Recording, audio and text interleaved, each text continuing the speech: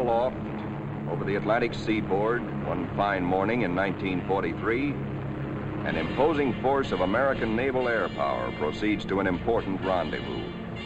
This force is the aircraft complement of a new carrier: fighters, dive bombers, torpedo bombers. With the air group commander leading everyone, they are flying out to sea to join the ship which will be their floating home and fighting base. He is one of many carriers which the American people have built since Pearl Harbor to destroy the enemy in his own part of the world, far away. And there now is our base, powerful and serene. In honor of all American aircraft carriers, let us call her the Fighting Lady.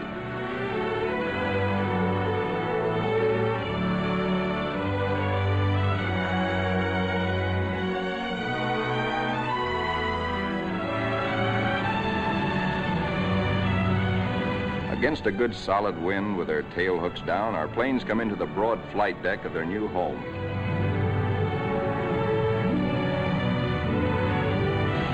In case the plane's hook fails to catch the arresting gear, there's a series of stout wire barriers. Number one man on the flight deck just now is the LSO, the landing signal officer, always a flyer himself. Like all aviators, he'd much rather be flying. Come on in and sit down. The plane is out of the groove and he waves it off. Come around another time, pilot, and we'll take you aboard.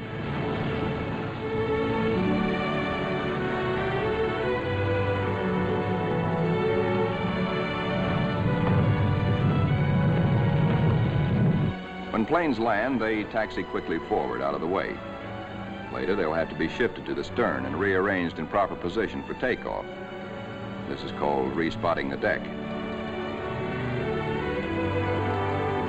Here is our skipper, Jocko, a veteran Navy flyer, Annapolis, 1917.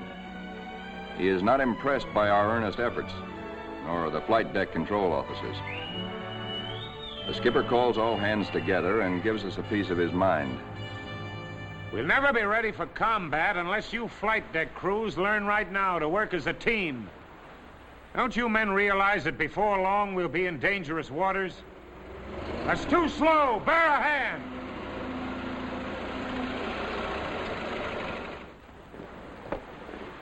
Watch out. Keep that wing clear. Get it over to starboard. Way over to starboard.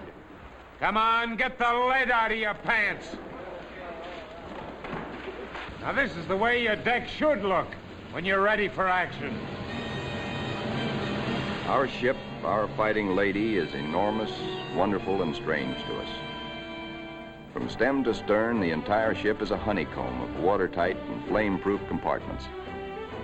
Far below the waterline are engine rooms, fire rooms, fuel tanks, magazines packed with enough assorted high explosive to blow us all to kingdom come.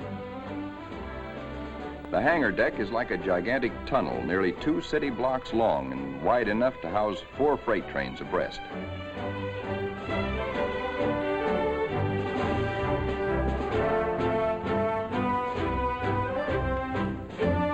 It'll take us a week, a month maybe, to learn our way around. These new surroundings are as mysterious to us as they are cold and impersonal. Our Fighting Lady is like a huge floating cave, noisy and uncomfortable.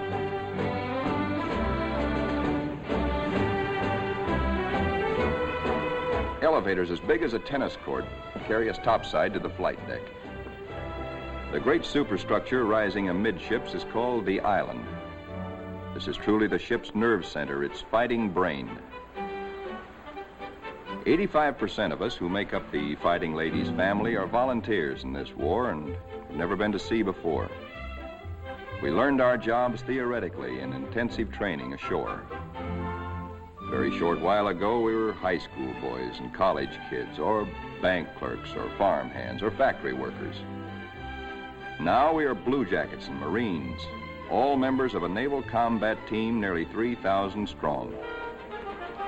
In our multitude of new tasks and duties as a team, we're are very green, but curiosity and comradeship and the instinct of self-preservation are great teachers.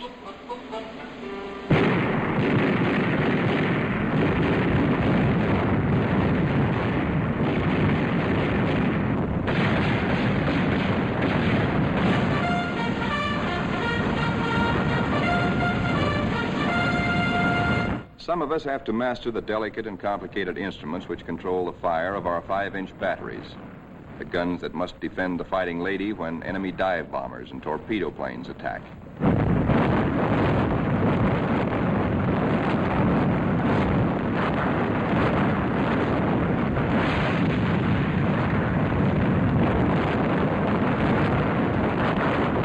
We train and train to learn our stuff and earn our E for efficiency.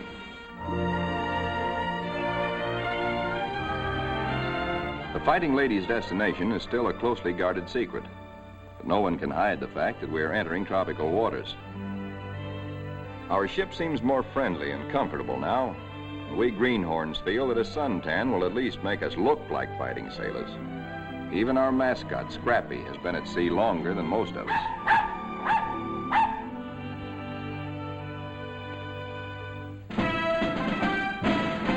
Some of the mystery that has been hanging over us is lifted when we enter the Panama Canal.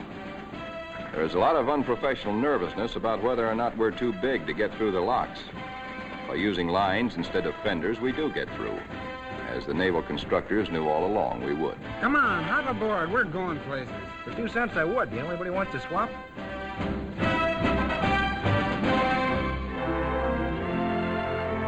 Now we stand out into the Pacific, and life aboard settles down into monotony. Here are our aircraft pilots, officers all. Ship's company call them the glamour boys. They are the men who fly and fight our planes. All the efforts of all the rest of us are concentrated on putting these people into the air and getting them back again. Most of us are hiding a certain amount of nervousness and anxiety, for many of us are Johnny-come-latelys, reserve officers who only recently learned to fly at Corpus Christi and Jacksonville. Others among us are specialists who trained at Quonset Point, Rhode Island. Reserves are called by the regulars, in a friendly way, 90-day wonders. In return, the Annapolis regulars are called the trade school boys. But whether Quonset or Annapolis, all are bound together in the fraternity, the close fellowship of Navy men.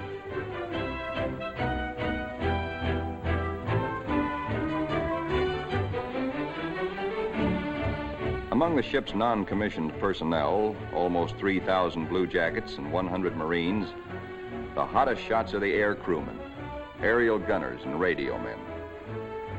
These boys and the plane captains are the partners of the glamour boys in the air. By non-flying blue jackets, they are called Zoom pigeons or Airedales. And because they receive 50% extra pay for flying, they are sometimes referred to as the bankroll boys.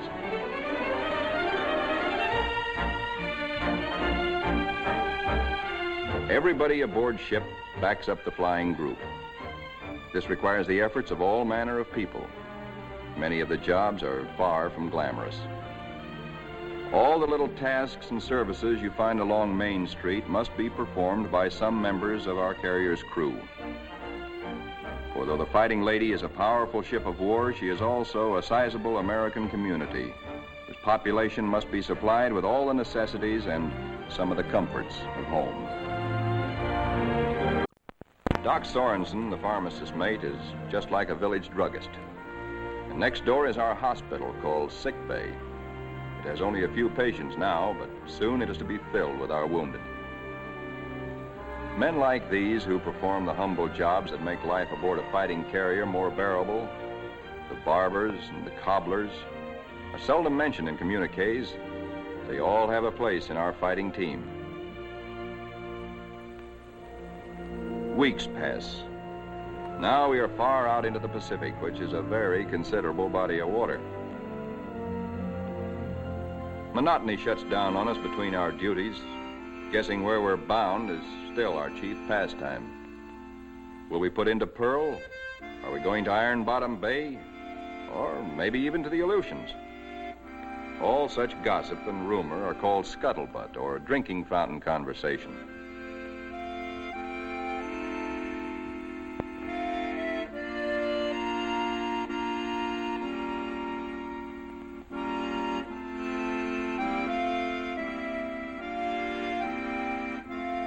Throughout the ship, men get together in little groups to take refuge from the heavy burden of waiting for something to happen.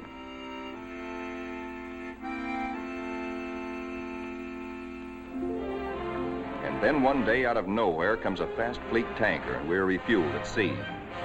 This tells us something. This tells us that we are not going to Pearl or any other land base for a long, long time.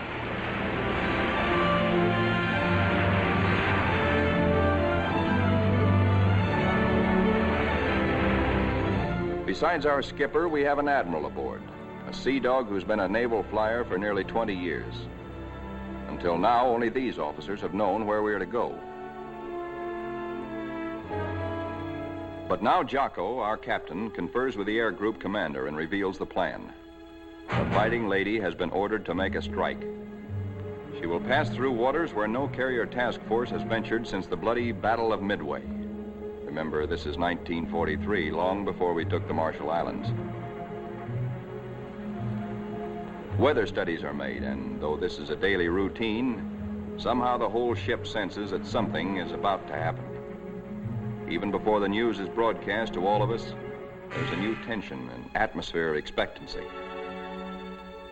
And then we are told we have traveled more than 7,000 miles from Panama, so that tomorrow, August 30th, 1943, we can strike the Jap base at Marcus Island, deep within the enemy's ring of defenses. The evening before our first strike, the air group commander briefs all his pilots with maps and a model of our target. We are sticking out our necks to within 1,000 miles of Tokyo to divert the Japs' attention from other American activities far south and east of Marcus. Those of us who have never before been in battle, that's most of us, ask a lot of questions of those who have seen action. Rear seat gunners, don't break off until you're practically on the same course and right astern of the enemy. Then push over fast. Outwardly, we try to seem composed and cheerful, but a lot's going on inside our minds. We question our most inner selves. What'll it be like? How'll we take it? Will we do all right? This is the night when a lot of boys write one more letter home.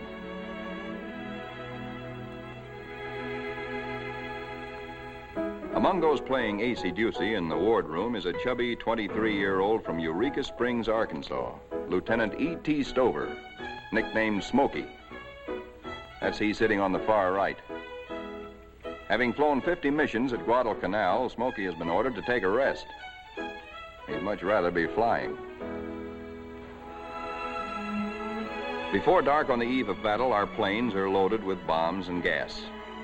So that each plane will be in its precise position for a speedy takeoff, we spot and respot our deck.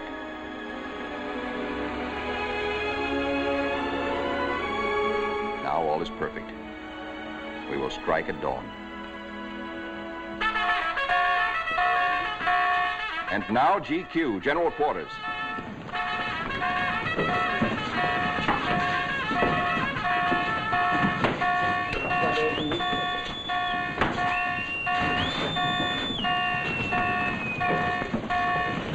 Every man on the ship goes to his battle station, his special place on the fighting team. George, the barber, will pass ammunition. Leo, the baker, will be a sky lookout. Frank, the tailor, is assigned to a first aid station. Pilots are in their ready rooms. Each squadron, fighter, bomber, torpedo bomber, assemble separately. Flyers get into their flight gear and receive last-minute data and instructions.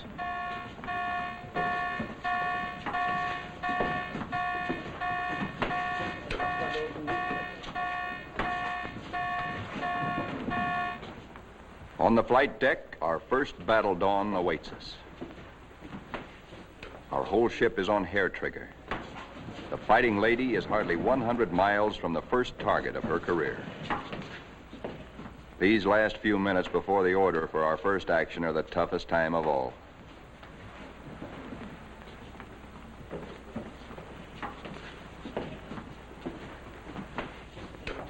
A wise man once said, "War is mostly waiting." We learn now what that can mean. At last the word comes. Pilots, man your planes. Ready room 3, roger. Pilots, man your planes.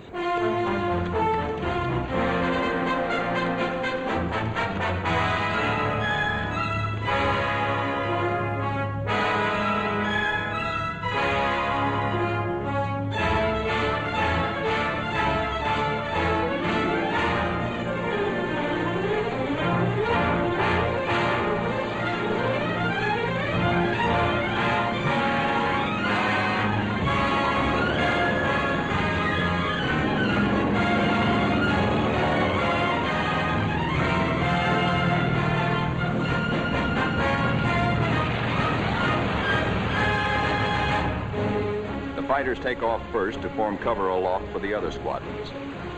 Then the bombers, heavy laden with destruction.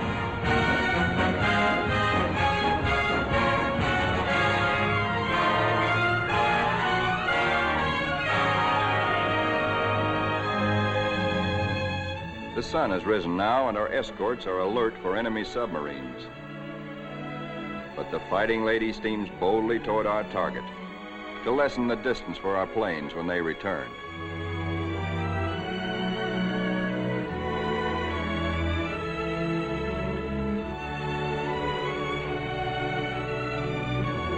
The radio plotting room is the electric eye and ear by which the Fighting Lady detects and keeps tab on all planes and ships for miles around us. Smokey, the fighting ace from Arkansas, has been put in charge of this room for our big day. Hunched among his assistants, Smokey is like a super quarterback on a super football team. He is in constant touch with our entire air group.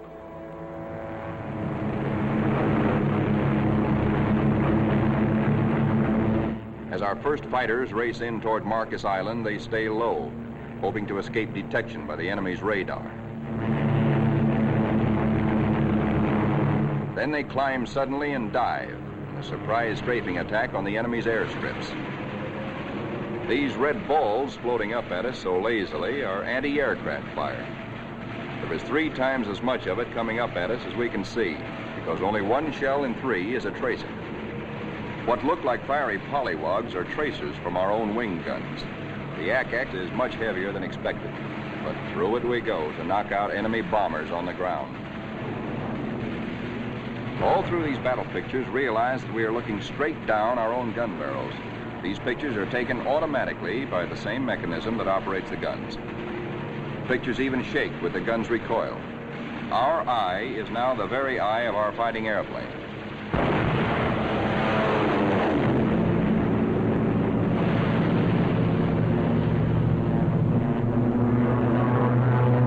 The enemy's picket boats and supply ships offshore are thoroughly strafed. No longer will these craft bring rice and sake and munitions to Marcus.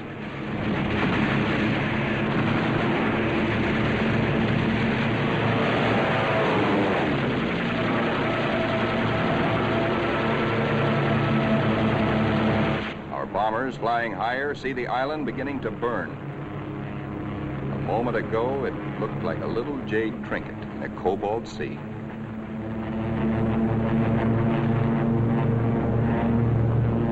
As the fighters and bombers swing victoriously away from Marcus Island, towering columns of smoke show the thorough job our boys have done.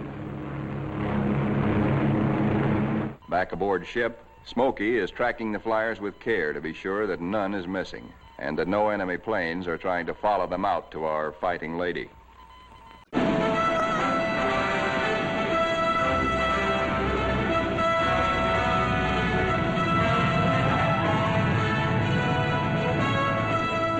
As our planes come aboard, there begins an operation almost as exciting as the attack itself.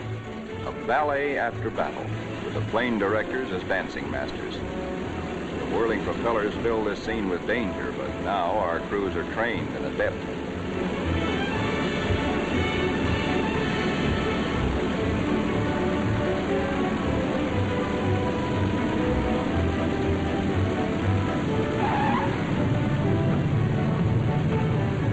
The landing signal officer performs an eloquent adagio on the Fighting Lady's stern.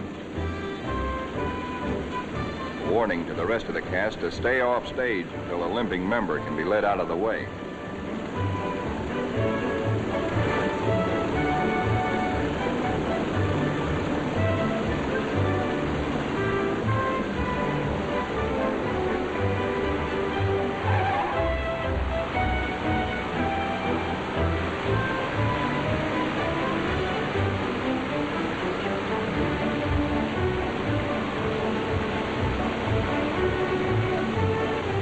pilots go below to report to their combat intelligence officers.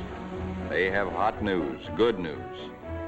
They tell what they saw and did, how many rounds of ammunition they fired, how many bombs they dropped, what they hit, what they noticed at the target that was new and different or that may need hitting again. As the reports are added up and our combat photographers develop their pictures, the story becomes better and better. Every single Jap bomber on Marcus has been destroyed. 80% of the shore installations blasted or set afire. Hangars, radio stations, gas dumps, ammunition dumps.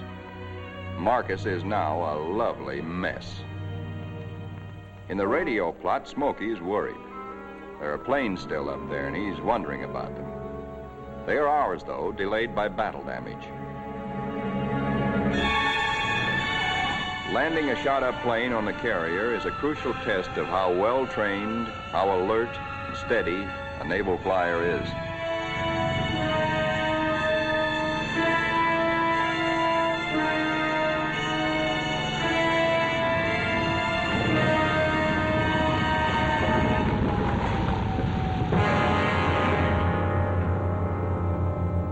Fighting Lady now has met her enemy. In the wardroom, the pilots who this morning felt new and nervous now talk like veterans. We have been baptized by fire and have survived nicely. We of the Fighting Lady are growing up.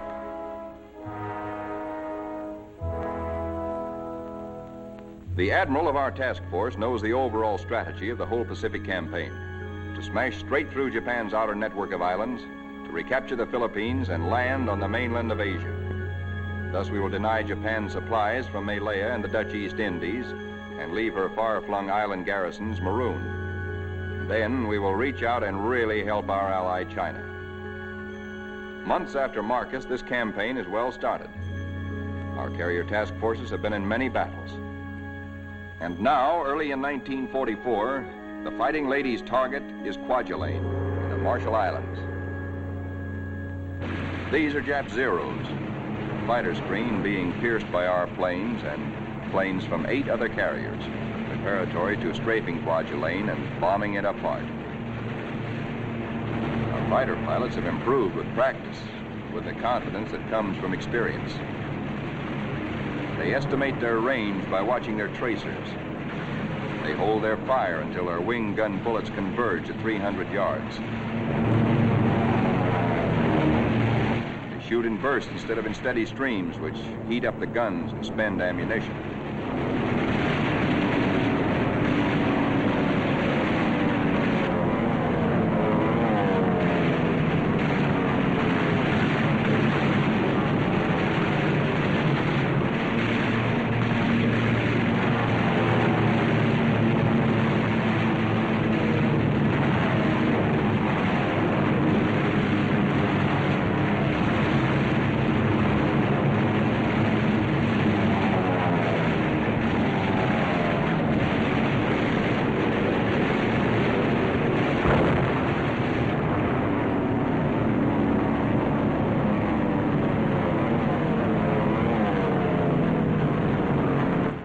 Have Kwajalein burning, very satisfactory.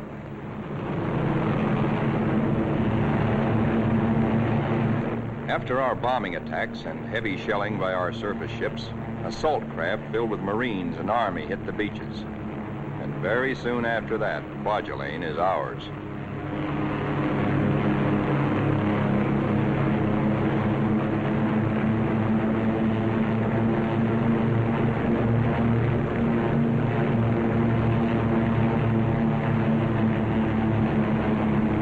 Right after Kwajalein, word comes to our admiral that at Truk, Japan's huge and secret naval fortress 1,400 miles to the west, there apparently are some heavy units of the Japanese battle fleet.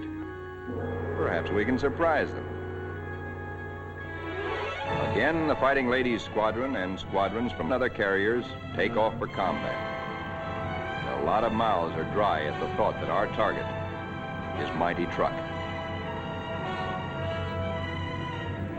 The rear seat gunners look back at the Fighting Lady, wondering when and if they will ever return to her.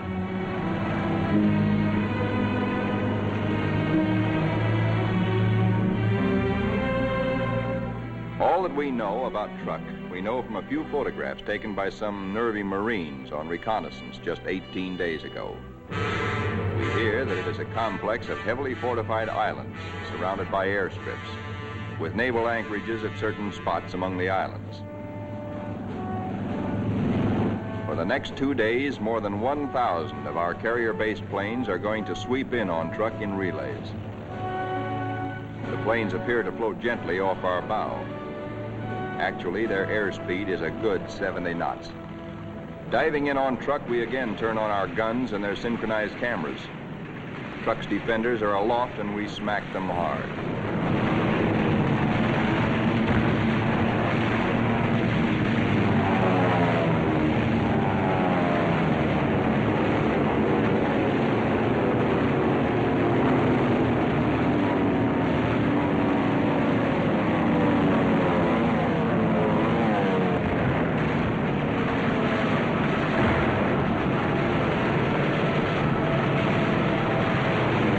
Hearts that were in men's mouths before this strike began now settle back into place and are singing once more. There's something really grand, something historic about diving in here on this place which Japan has been building and guarding jealously from all but Japanese eyes for 20 years. We dive right in low and take a good look at fighter strips, bomber bases, and seaplane ramps.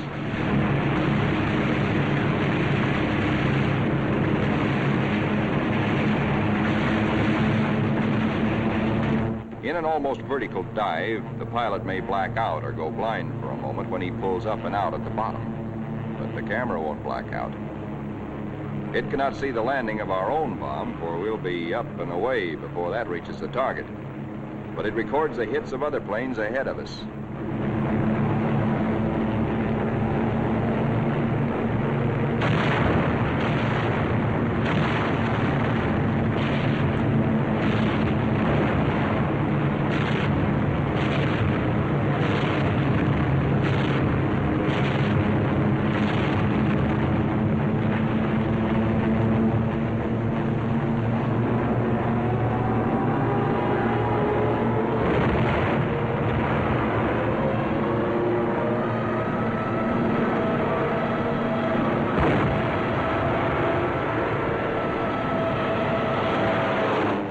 To find the Jap fleet here, but most of it's gone.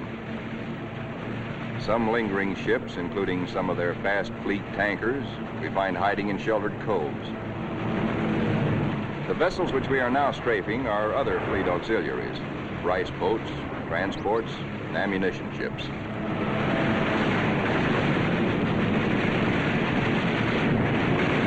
With bursts of 50 caliber incendiaries and armor-piercing slugs, we set them on fire, rip them open, often wide enough to sink.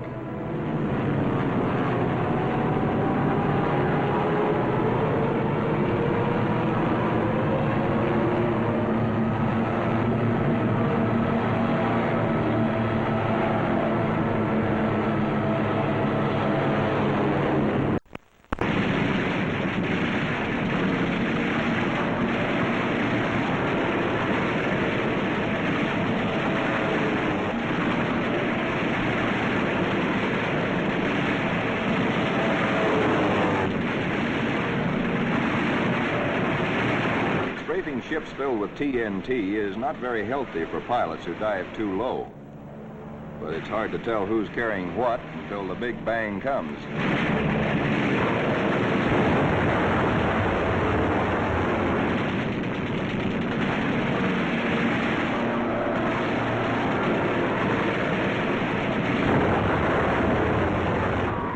Returning to the deck at 130 miles an hour with a flap shot away, all a pilot can hope to save is his own skin. Here comes our new air group commander. He's had a bit of trouble. His windshield is blotted with blood and he has to feel his way aboard. Strafing at low altitude, he took a 40-millimeter anti-aircraft burst right in the face. More than 200 wounds, and his plane a sieve. But he'll live to fly again. Some planes will not return, but others come back and land somehow, anyhow. Considering the toughness of Truk, our losses are astonishingly light. No time is lost getting casualties below.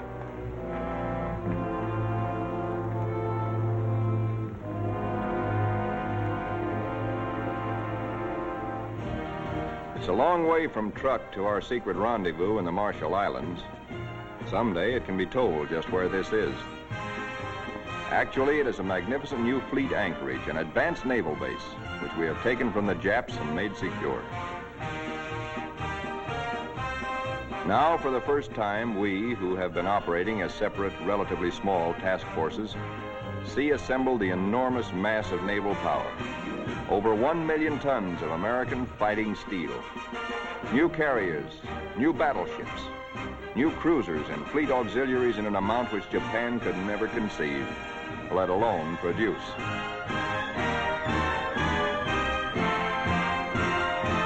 That we are able to maintain supply lines over the vast distances of the Pacific is one of the miracles of this war. In the comforting presence of so much power, we relax and refresh our battle-strained nerves. Push my head under. Hey, Benny, when you going to die? Who taught you to swim, hey? Here comes Benny. Boy. Our ship's post office now does really big business. Letters for us at last from home. Letters from us to friends and families. Our censors know our collective mood, our central hopes and thoughts. The stuff is really getting out here now. I can't tell you much about it, but oh boy. And the more we get, well, the sooner I'll be seeing you. All hands are called together. Our old skipper, Jocko, has been promoted admiral. Our new one's name is Dixie. Men, as soon as I finish talking, we are getting underway. Our fighting lady is now part of what is designated Task Force 58. As you know, our final destination is a place called Tokyo. We'll have to fight hard to get there, but when we drop our hook at Yokohama, I'm going to throw a party. All hands are cordially invited.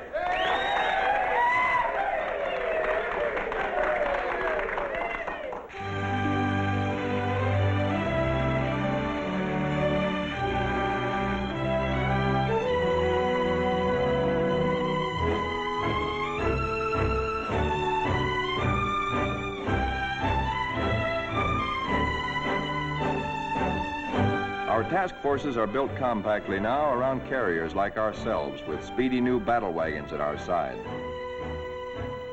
A carrier skipper never leaves the bridge at sea because carriers and their planes are the first to strike the enemy or to be struck by him. Our aircraft pilots are constantly on call, for despite the massive power spread out around us, these are still dangerous waters. Our pilots know this all too well, but it doesn't worry them now, for they're seasoned. They know how. There are a lot of new faces among us, but most of these men, too, have been in action.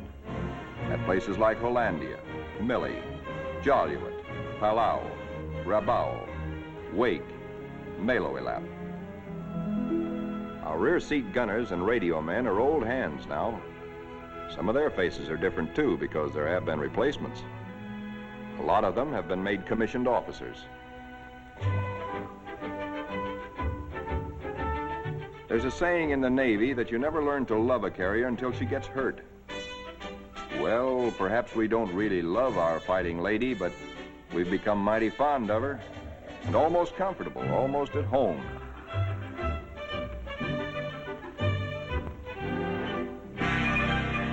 Occasionally, our shipboard movies bring us that one thing we crave the most, one touch of something utterly American, one deep breath of home.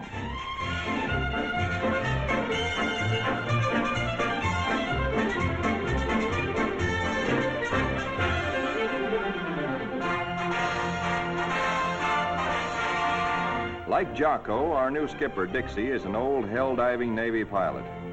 In their battle caps, he and Admiral Mitcher look like big league baseball managers.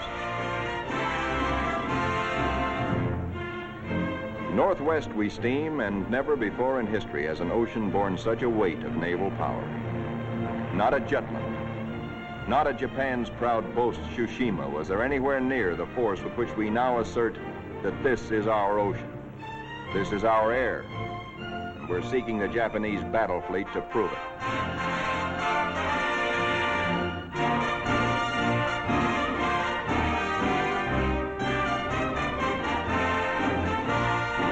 With our cruisers and our biggest new battle wagons present, we are strong enough to hope, really to hope, that we may provoke the Japanese fleet into accepting a fight.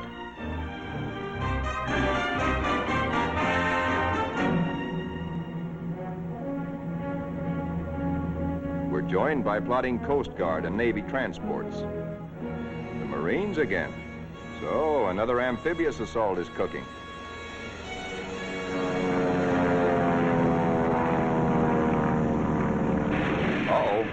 Our patrols have spotted an enemy search plane and are after her. She's a big bird. A 20-ton, 4-motored Kawanishi seaplane, the kind we call Emily's.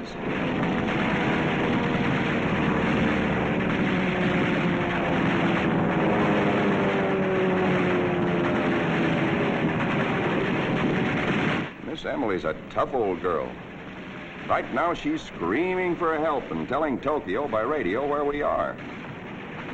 Hellcats are closing in on her.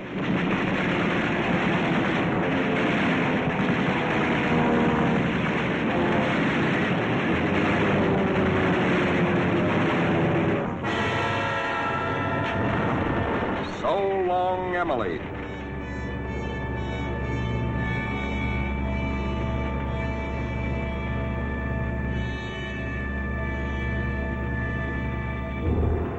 Now that the enemy knows where we are, and we know he knows, our brass hats get together on final arrangements for what may turn into another Midway. Our objective, first of many in our drive through to the Philippines and China, will be the Marianas. In battles just ahead of us, we are to make good use of a multitude of weapons, special devices, and techniques which have been evolved through the 30 years since the U.S. Navy first took to the air.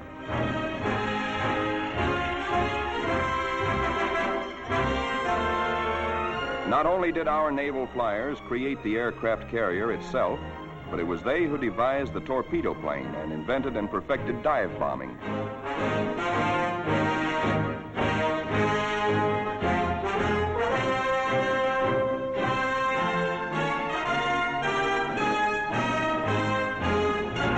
Disposed about our flight decks so that planes can be quickly armed are all manner of death-dealing objects. 500, 1,000, and 2,000-pound bombs. We have torpedoes and incendiaries, and the kind of anti-personnel bombs we call daisy cutters.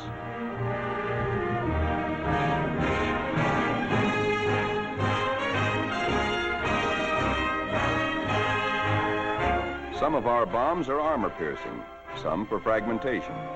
Others have delayed action fuses to prolong the effect of our bombardment for hours after we have delivered it. Here are the new rockets, which pack the same wallop as a 3-inch shell. They weigh little, and because there isn't much recoil, they can be fired from planes. On the eve of battle, we are told to scrub up to lessen the danger of infection in case we're wounded.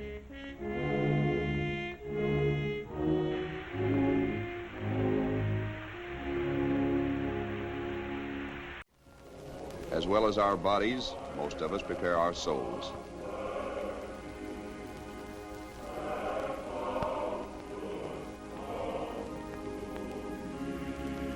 Always on the eve of battle, divine services are held in relays, so that every one of our fighting ladies' 3,000 sons has a chance to attend.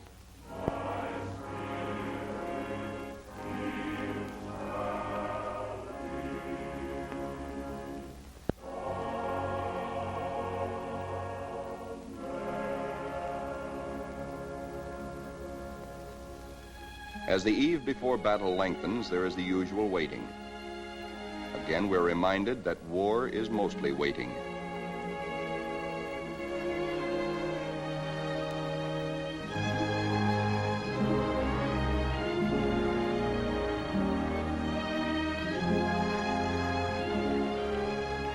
Because all cooks and bakers must soon be at their battle stations, they work all night long preparing a hearty meal of steak and eggs for our 3 a.m. battle breakfast.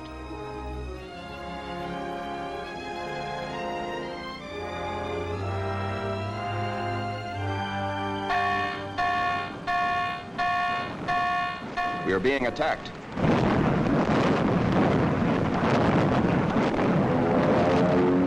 We are being attacked by Japanese torpedo planes skimming in after us, wing to water.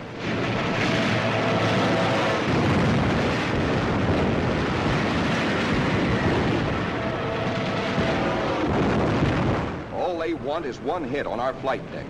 We have nearly 90 planes fueled and loaded with bombs, ready for the takeoff.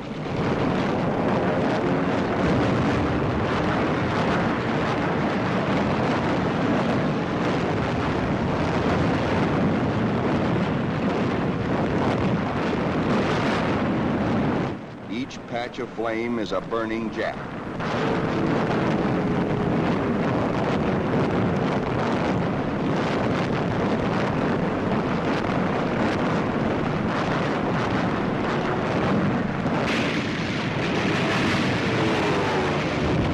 In this surprise attack, 19 Japs are polished off by our ship's batteries. Not a single carrier is hit. We have been fortunate. So now commences another major moment in the fighting lady's career. Flight quarters sounds. In this modern warfare, the young plane captains are to their pilots what squires were to armored knights of old. In this operation, typical of many more to come, a lot of other fighting ladies will be involved. And nearly 2,000 carrier-based planes, all of them attacking in air groups like our own.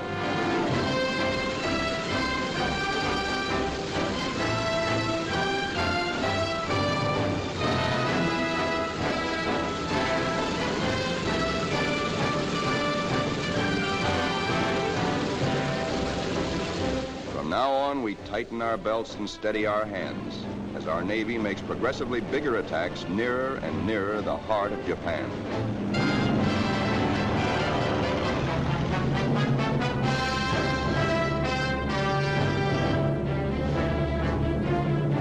At his post and radio plot, tracking down enemy planes and cursing the luck that keeps him out of the air, Smokey chafes at being grounded on a day like this, especially when targets are juicy ones.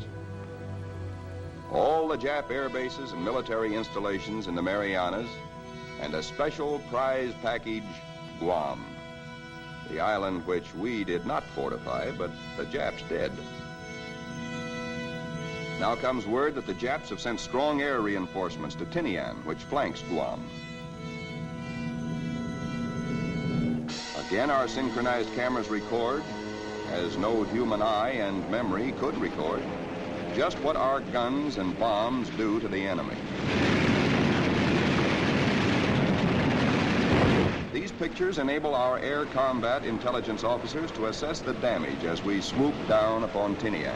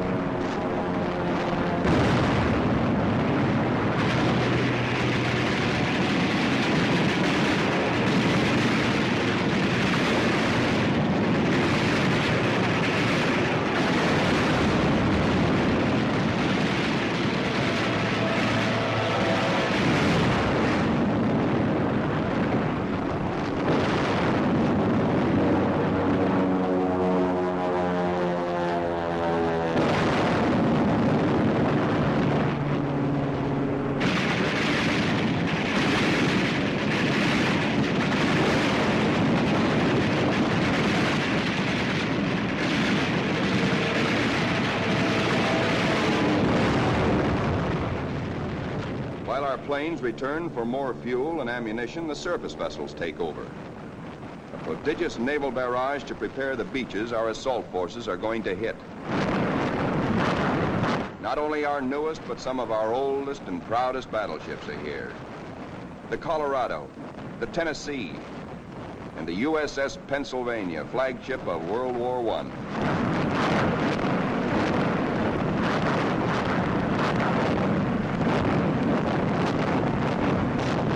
Winging home to the Fighting Lady, several of our planes, crippled, make a game attempt to land. Now is when the landing signal officer must judge not only the speed, but estimate the battle damage of planes like these.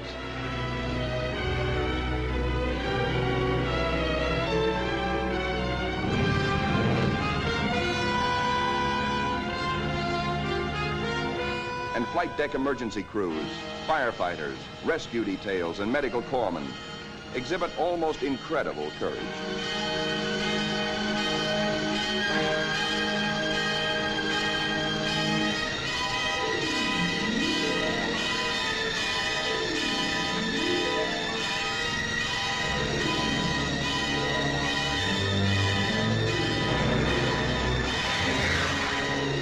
The pilot of a torpedo plane has been unable to release his load of incendiaries.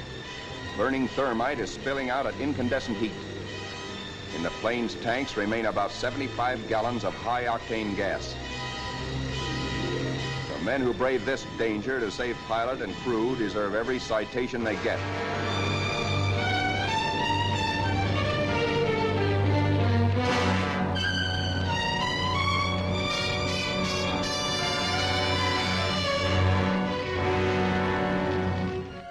In the ready rooms, intelligence officers question battle-weary pilots. What did you see? Any Jap carriers in sight? Are you sure they were carrier-based planes? Then from radio plot comes uncomfortable news. Torpedo planes and dive bombers from enemy aircraft carriers are approaching. All hands, man your battle stations. To our engine room go orders for flank speed, which is a few knots faster than full speed, in case we need to take evasive action. All boilers are lighted to let the Fighting Lady outdo herself if necessary. The engine room people turn on the heat, and the propeller shafts churn like fate in their alleys.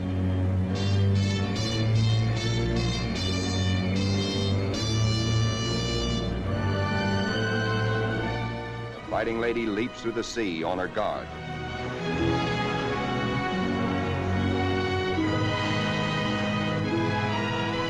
Skipper Dixie gears himself for action, and so does wise old Scrappy.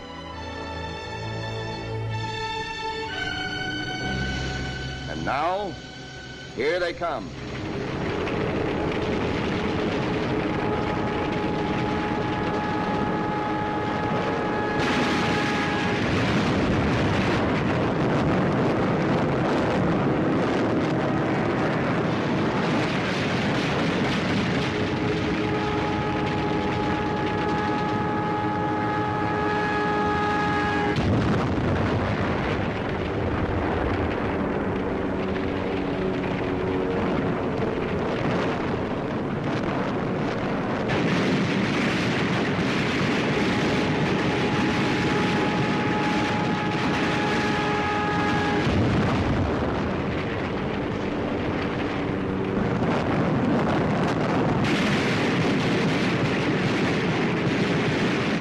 Jap Jill, torpedo bomber, miraculously keeps coming through our wall of flak.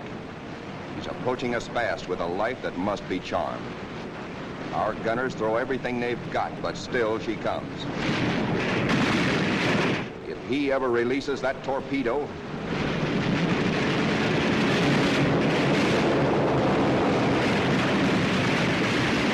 she missed us. Either the pilot was already dead or his release gear jammed. When Smokey, the pride of Arkansas, hears about that one, he almost takes off.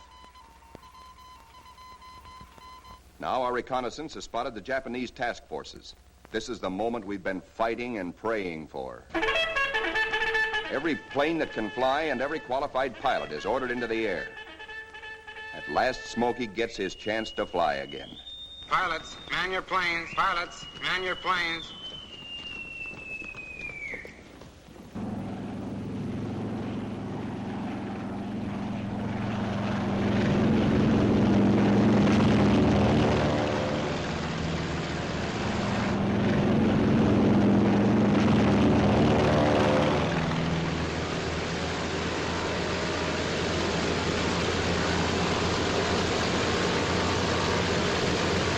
Philippine trade wind is tearing down our flight deck.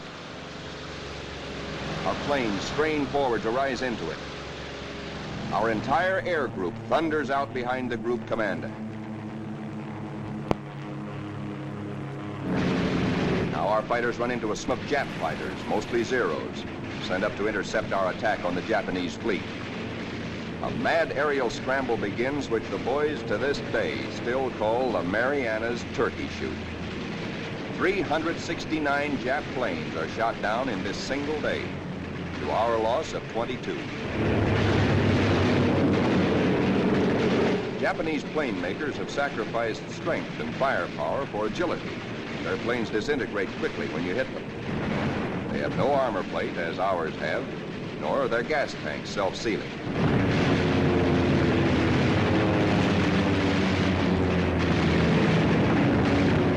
Little monkeys are fancy flyers. They think aerobatics can win dogfights, whereas we believe in smooth flying and careful shooting.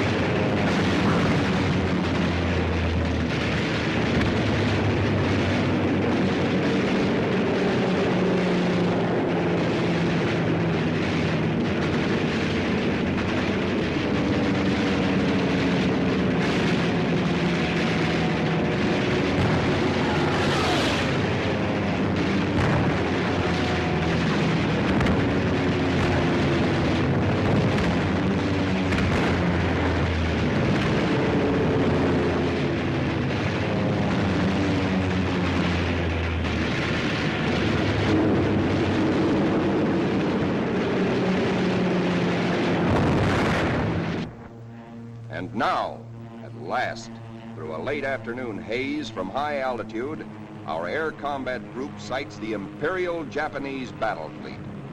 These are the first pictures ever taken of a great enemy naval formation like this.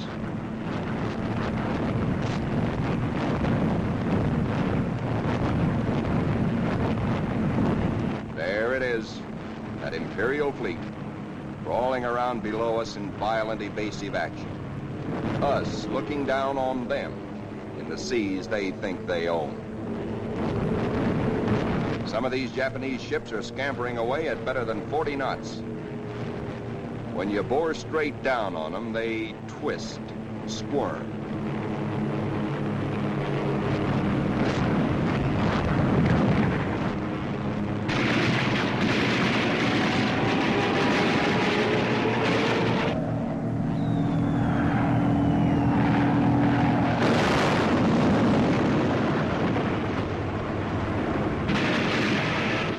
A big destroyer at the bow, hoping to shoot out his bridge.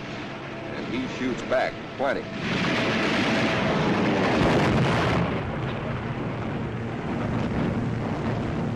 Let's go down after that cruiser. He answers us emphatically from the forward turret.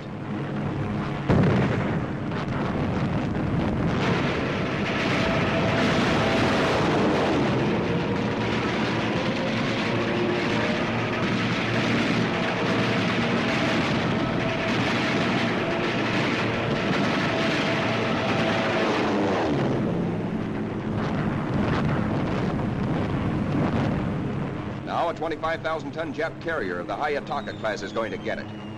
Watch 5 o'clock in the camera, the lower right-hand corner of the screen. This big flat top gets it where the turkey got the axe.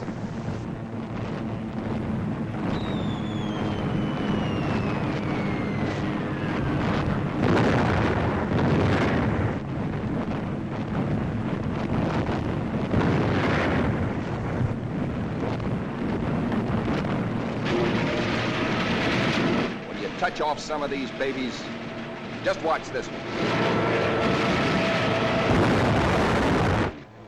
And now we come home from the Battle of the Philippine Sea. 17 Jap warships have been sunk or severely damaged. Several of our returning planes have been badly shot up. A dive bomber comes in out of gas.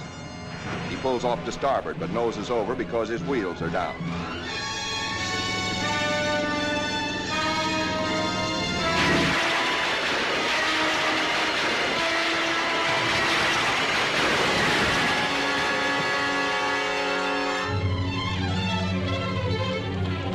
This pilot has 73 holes in his plane, and his leg almost shot away.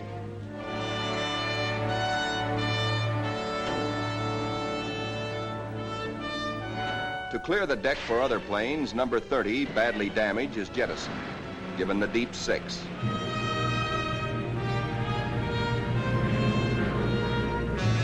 Watch carefully.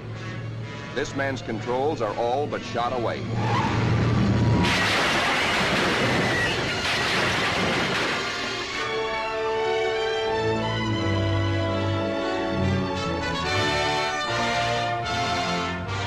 Steps out of it, smiling. And now it is time to paint up the scores. On this fine morning, just a year after being commissioned, the Fighting Lady is beginning to look like a stamp album. She has done her share, amassing Task Force 58's grand total of 757 Jap aircraft destroyed in a 2-week turkey shoot.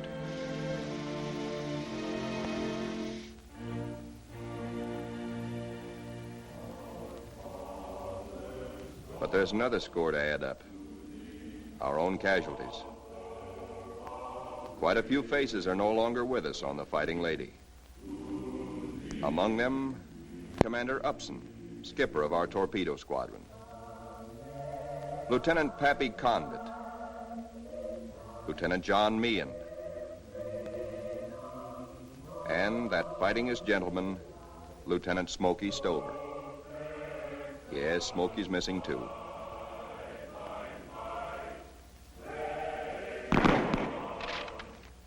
Salute them under their country's flag. For they were brave. They were gallant. Others will come forward to take their places. For the battles we have fought on the seas and in the sky are only the beginning. Still hungry for battle will steam our carrier. Serene, powerful, unafraid. She and her planes will come home again someday, God grant, but not until the bitter, glorious end. For she is, and we salute her, the Fighting Lady.